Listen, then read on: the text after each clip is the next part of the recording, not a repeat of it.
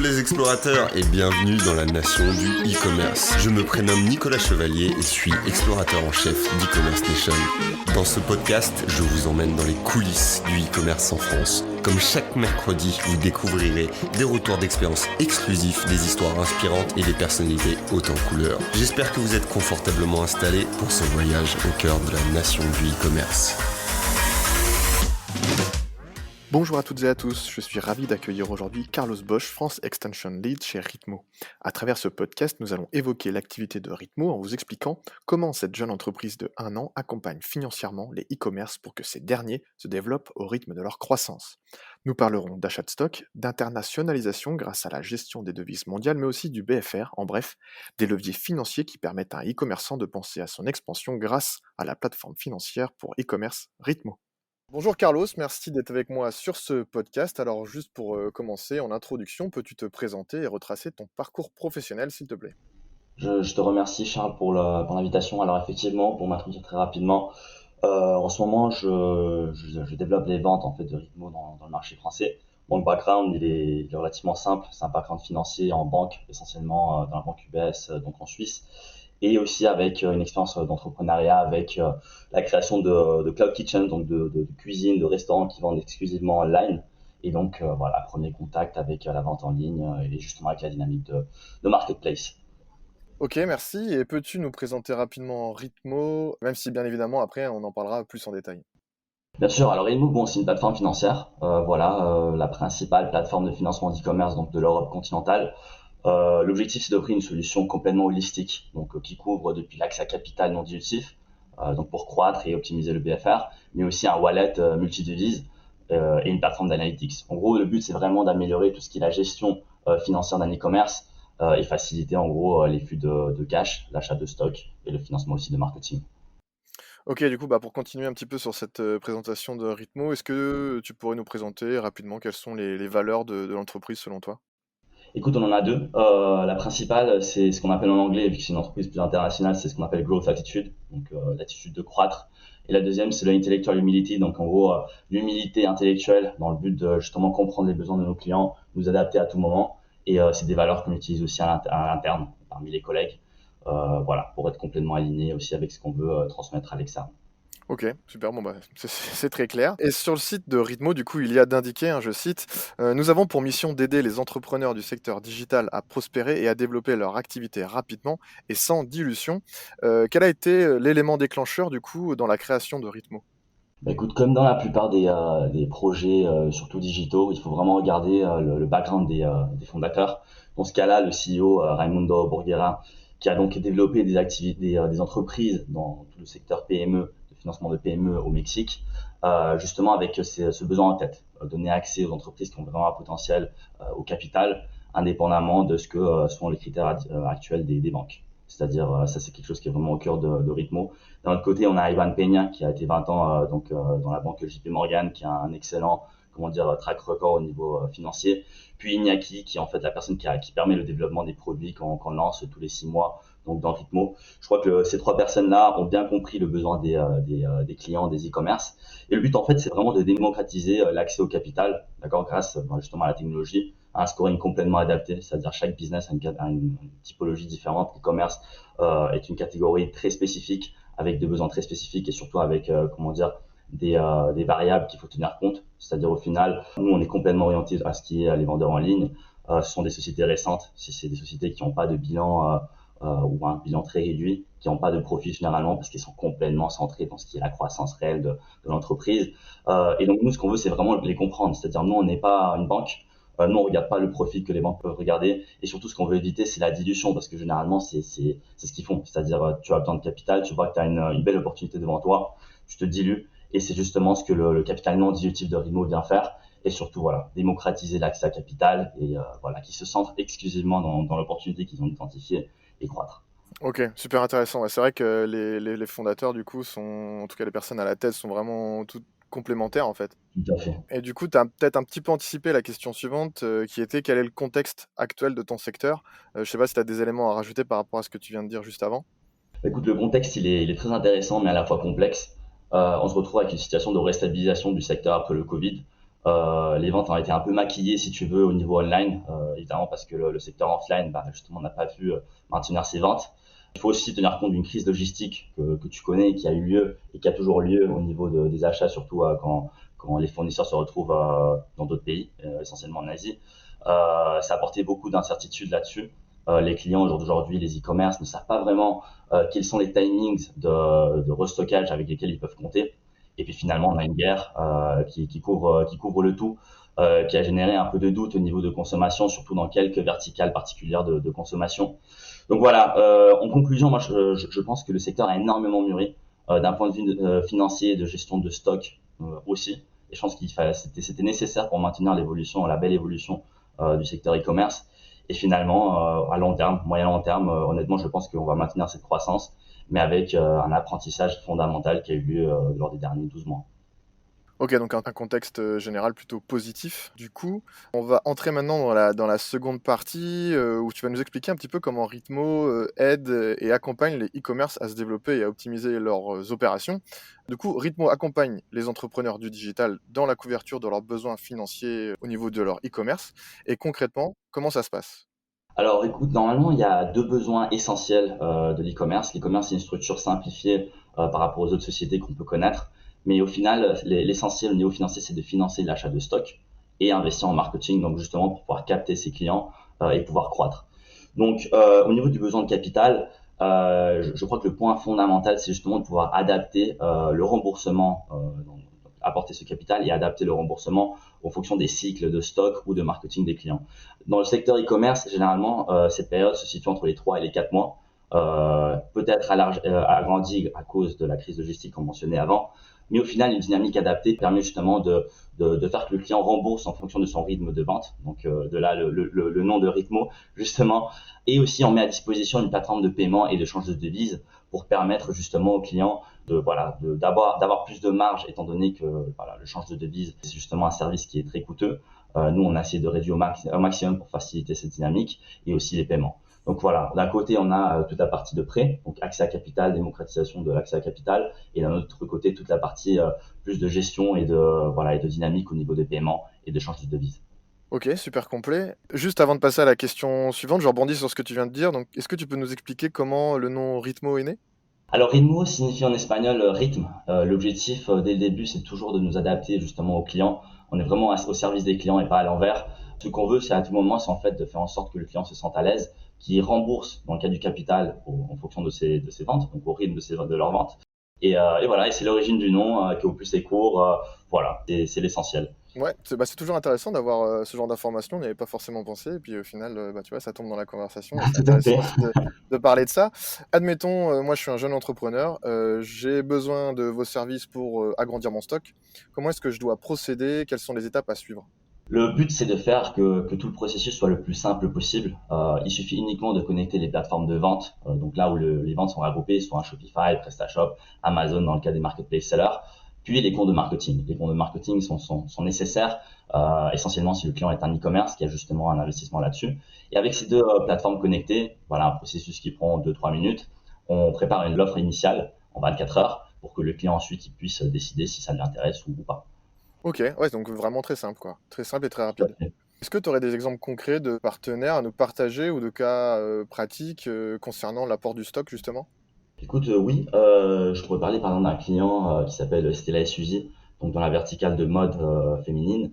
Cette entreprise a une énorme croissance, c'est une DNVB voilà, tout à fait essentielle dans le panorama français. Et dans notre collaboration, au final, ce qu'on fait, c'est on leur finance l'achat de stock.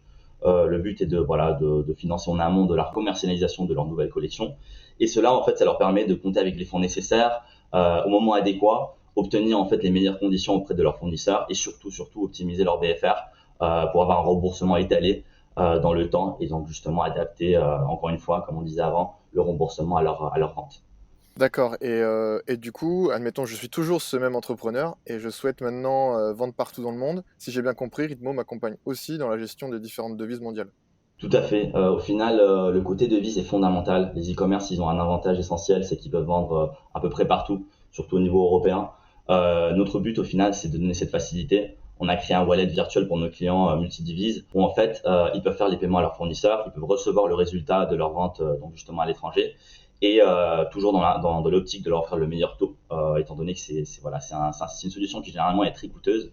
Ça a un impact vraiment direct sur la marge de nos clients et en plus ça simplifie énormément les opérations. Donc effectivement. Ok, est-ce que du coup, pareil, tu aurais des exemples au niveau du changement de devise de partenaire? Tout à fait. On a des clients un peu dans toutes les verticales. Je prends l'exemple par exemple de la lingerie, un client qui achète justement en Chine. Donc voilà, jusqu'à maintenant est payé environ 3%, imagine 3% des achats justement pour faire le changement de devise, étant donné qu'il achetait en Chine et donc en dollars. Et en plus, chaque transfert était d'environ 40 euros. Donc au final, ce qu'on a fait, c'est on lui a garanti de réduire plus ou moins plus de la moitié lors justement de change de devise et les transferts jusqu'à 10 euros. Donc au final, c'est des détails comme ça qui permettent justement aux clients d'augmenter la marge sur des solutions que peut-être qu'ils n'avaient même pas tenu compte jusqu'à maintenant et où les banques généralement sont pas tout à fait transparentes ni permettent de savoir quel est le coût réel. Donc voilà un exemple de plus. Ouais, parce qu'au final, on pourrait croire que c'est pas grand-chose, mais mis bout à bout sur toute une année, Tout ça à fait. représente une marge quand même conséquente à la fin. Tu nous parles depuis tout à l'heure un petit peu de BFR. Qu'en est-il à ce sujet, donc besoin en fonds de roulement? Est-ce que déjà tu peux nous expliquer ce que c'est et ensuite ce que Ritmo propose à ce sujet?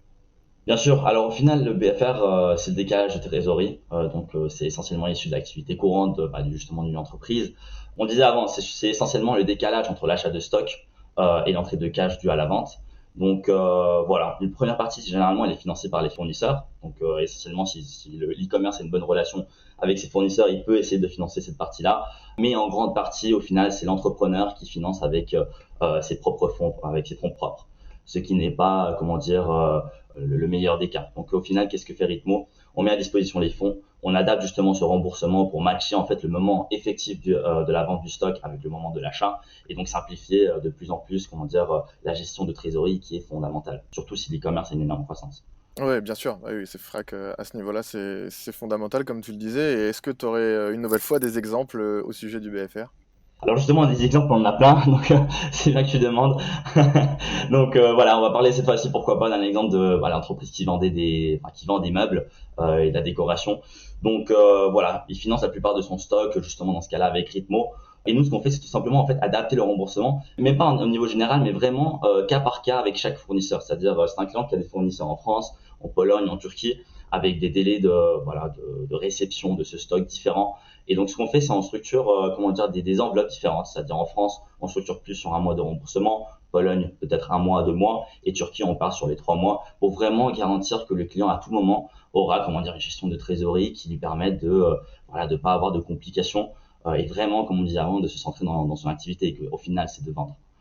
Donc c'est adapté à chacun de vos clients et aussi à chacun des pays autres en question. À chacun des besoins de financement, c'est-à-dire le marketing a des timings différents, l'achat de stock, chaque fournisseur a des politiques différentes, se retrouve dans des géographies différentes. On a essayé vraiment de donner cette flexibilité aux clients pour adapter surtout le remboursement en fonction de chaque cas. Oui, du coup, je pense que le mot flexibilité est Tout le à bon mot fait. pour parler cela. Et du coup, en plus d'accompagner des entreprises par des financements, comme tu nous l'expliques depuis tout à l'heure, vous êtes aussi Oui. des conseillers. Effectivement, Charles. Donc, dans ce cas-là, nous, ce qu'on fait, c'est conseiller vraiment, comme on disait, dans tout ce qui est la gestion de trésorerie, de stock et développement international. Mais surtout, en fait, on a développé un réseau de partenaires, donc essentiellement de logistique, marketing, marketplace, parce que les clients, ils ont toujours des besoins complètement différents. L'un peut être centré en ce moment dans l'internationalisation, l'autre voudrait peut-être optimiser tout le côté logistique. Nous, on n'est pas des experts dans ces domaines-là, mais c'est vrai que ce qu'on veut faire, c'est au final donner cette facilité pour faire un filtre des différentes solutions et faire en sorte que justement les clients puissent aller directement à des solutions qui permettent de leur externaliser ces activités-là avec toute la confiance et les garanties que Ritmo peut leur apporter. Ok, ouais, donc en plus de proposer une sorte de pack financier complet de développement pour ces e-commerçants, pour ces e-commerce, ma question maintenant, c'est comment est-ce que vous décidez oui ou non d'accompagner tel ou tel e-commerce, tel ou tel entrepreneur? La première partie, elle est très simple. On disait avant, il suffit de connecter les comptes de vente. Le but étant justement de créer en fait un modèle de vente prévisionnel. Donc, qu'est-ce qu'on attend vraiment de ce client en termes d'évolution? Donc, première différence par exemple par rapport à la banque qui regarde peut-être plus ce qui est le bilan ou même le résultat annuel des entreprises. Nous, on regarde vraiment les ventes, ce qui on croit est le vrai actif de tout e-commerce. En fait, ça nous permet d'évaluer le potentiel. On prépare une première offre en 24 heures. Le client l'évalue, voit si effectivement ça colle avec les besoins de ce moment donné. Et en fait, à partir de là, si le client il est d'accord, on passe à la deuxième partie qui en fait est le scoring, un peu plus détaillé de est-ce qu'on peut ou pas travailler avec cet e-commerce-là. Et en fait, on tient surtout compte de la nature justement de la société de l'e-commerce et on regarde tout simplement en fait la santé financière de l'e-commerce, quelle a été la gestion jusqu'à maintenant. Et à partir de là, on prend une décision, on valide l'opération et on va de l'avant avec le client. OK, ouais, donc au final, vraiment très rapide. L'objectif, hein, effectivement, c'est d'accompagner au plus vite, tous ces e-commerce, dans leur croissance. Est-ce qu'il y a justement des conditions qui sont un petit peu, rédhibitoires que les e-commerçants doivent remplir pour travailler avec eux? Oui, effectivement, comme on disait avant, surtout c'est une question de trésorerie, avoir une situation de trésorerie saine, en tenant compte encore une fois de la nature des e-commerce, qui justement normalement investissent leur trésorerie en croissance, mais de toute façon avoir une trésorerie qui justement justifie cet apport de capital de notre côté. Ensuite une croissance au niveau des ventes et finalement en fait une situation de dette qui soit acceptable. Voilà, encore une fois, j'insiste là-dessus. On est au courant que voilà, Ritmo reste une solution de capital risque. Chaque client a une dynamique complètement différente et on prend compte de chaque cas de façon individuelle. Mais c'est les 3 points, je dirais, fondamentaux pour évaluer justement si on peut collaborer ou pas avec un client. OK, bah, super, merci à toi pour, cette réponse très claire et complète, hein, du coup. Est-ce que du coup, on a parlé pas mal d'exemples, tout à l'heure, au cas par cas. Est-ce que là, tu as un exemple qui englobe tous, les services proposés par Ritmo? Tout à fait. Alors là, pour couvrir aussi le côté forex, on change de devise, on va prendre un exemple plus, voilà, quelqu'un qui achète, donc une entreprise qui achète justement en Asie, dans ce cas-là, des trottinettes électriques, c'est un très très bon client, étant donné que bon, il y a vraiment un boom dans ce secteur concrètement. Ce qu'on a fait tout simplement, c'est lui donner accès à capital. Encore une fois, on l'a adapté dans ce cas-là à son fournisseur qui est en Chine. Donc c'est des opérations structurées sur 5 mois. Et au final, ce qu'on a fait, c'est encore une fois lui optimiser ses taux de change pour lui permettre de gratter ses 1 à 2% qui peuvent vraiment marquer une différence au niveau de la marge, donc ce qui est le change de devise. Et finalement, le paiement à l'étranger, voilà, au lieu de payer avec la banque traditionnelle, cette fois-ci, il le fait avec le wallet de Ritmo, ce qui permet de lui, voilà, il peut épargner jusqu'à 30-40 euros sur chaque transfert. Ce qui disait avant, sur une opération ou deux, peut-être ça marque pas énormément la différence, mais si tu prends pendant des années, c'est vraiment des fonds que je crois l'entrepreneur peut dépenser sur des leviers de croissance beaucoup plus intéressants. OK, super, merci à toi pour cet exemple, du coup, très clair et qui englobe, tous vos services. Donc ça, c'est super intéressant pour nos auditeurs. On va passer maintenant à la dernière partie, un petit peu l'apport de Ritmo, sur le marché et l'avenir aussi, de l'entreprise. Donc les finances, on en a parlé, jusqu'à maintenant, c'est souvent un point bloquant dans le développement des e-commerce. Est-ce que l'activité de Ritmo, elle tend à désacraliser un petit peu les finances dans l'entrepreneuriat? Honnêtement, je pense que oui. C'est-à-dire, on perçoit le monde financier comme un monde froid et qui justement n'est pas vraiment au service des clients. Enfin, du moins, moi, quand je pense à ma banque, c'est pas essentiellement ce que je pense. Mais là, vraiment, dans le cas de Ritmo, c'est une équipe jeune, c'est une équipe vraiment qui cherche à se spécialiser dans ce secteur qui est l'e-commerce, qui a vraiment besoin en fait d'une solution qui lui soit adaptée. Nous, ce qu'on fait en fait, c'est tout simplement simplifier les délais, simplifier le processus. On veut vraiment nous mettre à disposition de nos clients et créer un partenariat à long terme. C'est-à-dire on est des partenaires et pas forcément des prestataires. C'est-à-dire on veut vraiment croître avec ces e-commerce, comprendre leurs besoins, ne pas nous excéder. Et je crois que c'est une partie extrêmement importante dans des entreprises qui ont une énorme croissance, ne pas s'excéder en accédant au financement. Il faut vraiment accéder juste aux quantités dont on a besoin et surtout avec les e-commerce qui en général ont une saisonnalité extrêmement marquée. Donc, je crois qu'en tout, voilà, on essaie de comprendre nos clients, on essaie de nous mettre de leur côté et justement être un partenaire de plus dans leur évolution. Donc oui, je pense qu'on désacralise ce qui est le monde financier. Je pense qu'on essaie de changer un peu le paradigme là-dessus et au final, voilà, de tout simplement être plus proche et adapté. Bah, merci à toi et Ritmo, du coup, c'est quand même une entreprise qui est toute récente, puisque vous avez démarré l'année dernière, si je dis pas de bêtises. Tout à fait. Est-ce que tu vois déjà des différences depuis le début de l'aventure Ritmo jusqu'à aujourd'hui dans les mentalités ou dans les projets entrepreneuriaux? Tout à fait. En fait, on en parlait avant, hein. C'est-à-dire, c'est un secteur qui s'est vu, comment dire, qui a complètement changé à partir du Covid essentiellement, qui ensuite a vécu cette crise logistique. On en parlait avant, c'est-à-dire au final, la conclusion, c'est que c'est un secteur qui a mûri énormément. Quand on parle avec des entrepreneurs, on peut identifier, comment dire, qui a un apprentissage au niveau financier, voilà, comprendre qu'ils ont besoin de certains produits financiers qui leur permettent justement dans ce cas-là de optimiser le BFR, qu'il y a des leviers en fait pour pouvoir optimiser la marge, comme on parlait avant de tout ce qui est la partie du forex, échange de devises, qu'il y a des coûts cachés par exemple au niveau des paiements. C'est-à-dire c'est un secteur où les entrepreneurs ont développé une perception beaucoup plus approfondie de la gestion des entreprises. Les e-commerce avant, ça pouvait être des entrepreneurs qui tout simplement trouvaient une opportunité et la développaient, mais qui n'avaient peut-être pas tout ce background au niveau de gestion, essentiellement aussi au niveau financier, parce que c'est pas donné pour tout le monde, c'est pas quelque chose qu'on apprend au lycée ou à l'université. Et au final, les entrepreneurs viennent d'un background complètement différent. C'est-à-dire quelqu'un qui crée un e-commerce, généralement, c'est parce que, et souvent, c'est sa passion, et c'est pas souvent lié, on va dire, aux finances. Donc, on a retrouvé cette évolution positive qui a permis que les entreprises deviennent de plus en plus durables et qui se rapprochent vers un secteur plus mûr. On parle un an qui en soi est très court, mais on a vécu énormément de choses. Les entrepreneurs ont vécu des situations très complexes et au final, ça leur a poussé à améliorer leur opération. Et moi, honnêtement, je suis ravi et très content de voir que des solutions comme Ritmo et bien d'autres permettent justement d'aider dans cette direction. Ok, ouais, super intéressant, même en un an, ce qu'il a pu se passer, voir aussi l'apprentissage que vous avez pu apporter à certaines personnes sur ce secteur qui au départ peut faire un petit peu peur et qui tend à se désacraliser, comme on l'expliquait, et aussi voir l'évolution des mentalités, c'est super intéressant. Du coup, pour Ritmo, quelle est la suite? Quels sont les nouveaux services que vous espérez mettre en place ou ce genre de choses, vos enjeux de demain? Alors Charles, effectivement, oui, le but c'est continuer à évoluer. Comme tu as vu, on lance des produits plus ou moins tous les 6 mois, toujours dans l'optique de s'adapter à nos clients. Mais le but, c'est vraiment, de faciliter la gestion financière de nos clients, pas tout simplement donner accès aux fonds. Donc ça, c'est quelque chose qui est très bien et on l'a fait pendant les premiers mois de vie de Ritmo. Mais le but, c'est vraiment d'aider dans la gestion financière de l'e-commerce, c'est-à-dire les inflows, les rentrées de capital, les sorties, étaler le BFR au maximum possible et vraiment en conclusion donner en fait la possibilité aux clients, aux e-commerce qui sont des entreprises très jeunes, d'avoir une gestion professionnelle de leur situation financière. Donc dans cette ligne-là, en ce moment, on est complètement centré dans tout ce qui est le paiement en fait de fournisseurs, faire en sorte que ce soit le plus fluide possible, avec le moins de coûts possible. Et finalement, et je crois que le dernier détail qu'on mentionnait avant, on est centré dans tout ce qui est la partie de change de devise pour gratter ce 1 à 2% qui au final marque une énorme différence dans le résultat des e-commerce. Et voilà, on lancera certainement d'autres solutions, mais pour l'instant, on veut croître dans un rythme qui soit gérable, on va dire, et essayer de faciliter de plus en plus la vie des entrepreneurs dans ce secteur qui est l'e-commerce.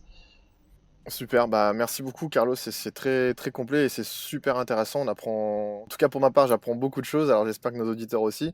Est-ce que tu as une chose à ajouter pour la fin de ce podcast, un mot de la fin, comme on dit? Alors évidemment, vous remercier. Je suis votre contenu, tous les podcasts que vous générez et toutes les informations que vous partagez avec les entrepreneurs du secteur e-commerce. Je les suis et c'est vraiment extrêmement intéressant. Je veux vous remercier parce qu'au final, c'est pas évident de trouver des solutions comme celle-ci. Donc je pense que le travail que vous faites est vraiment exceptionnel. Encore une fois, merci. Merci à toi pour ce clin d'œil à ECN. C'est un réel plaisir de prendre ton retour, de comprendre aussi un petit peu ce que Ritmo propose dans le vaste secteur du e-commerce. Donc c'était vraiment super intéressant. Je te remercie pour cet entretien. Merci à toi Charles, merci à toi et encore une fois merci à toute l'équipe. Merci à vous d'avoir écouté ce podcast et on se retrouve bientôt sur e-commerce Nation pour continuer votre exploration du e-commerce.